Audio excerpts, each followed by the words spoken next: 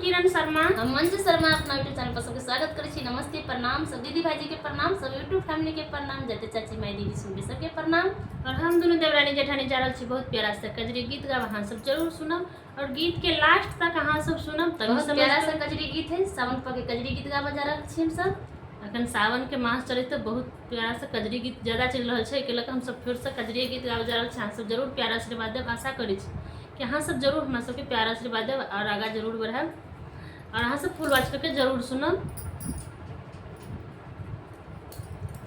सबन महीना तरसे मनमा, सबन महीना तरसे मनमा, बलम परदेसी भइल नदी।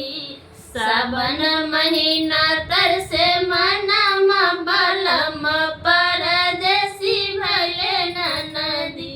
बलम परदेसी भइल नदी, बलम परदेसी भइल नदी।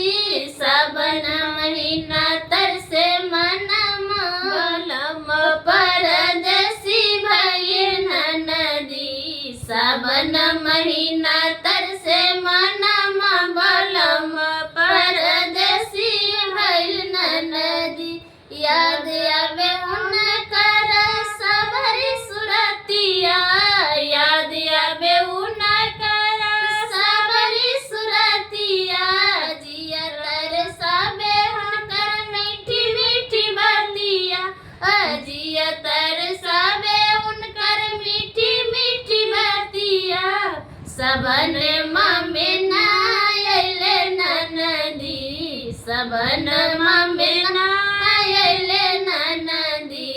मनमा तरसेला सबन महीनामा, मनमा तरसेला सबन महीनामा, बलम परदेसी भइले नदी।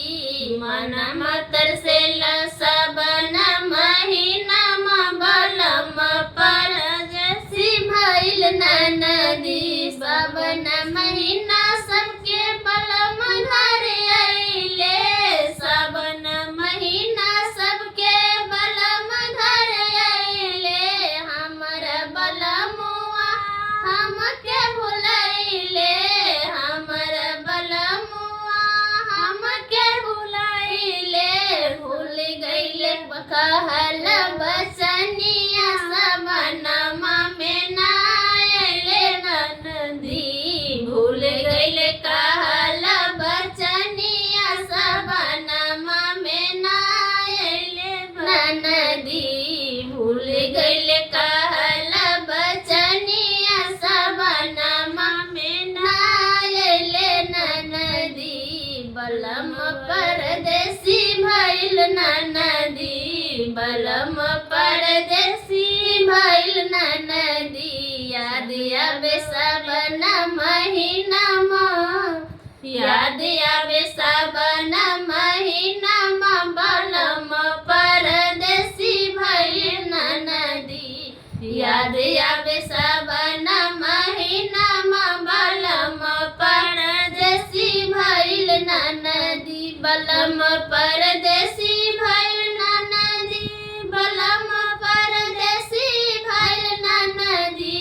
याद आवे सबन महीनामा, बलम परदेसी भइल नदी। याद आवे सबन महीनामा, बलम परदेसी भइल नदी। सबन के रतिया भरयनरिया, सबन के रतिया भरयनरिया। लौटल न पिया परदेसिया, बलम परदेसी भइले नदी।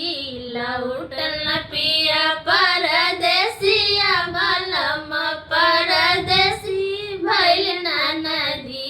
याद आवे सबन महीनामा, बलम परदेसी भइल नदी।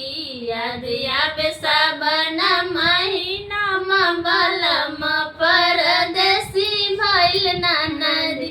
मीठी मीठी बोली उनकर जिया तरसावे,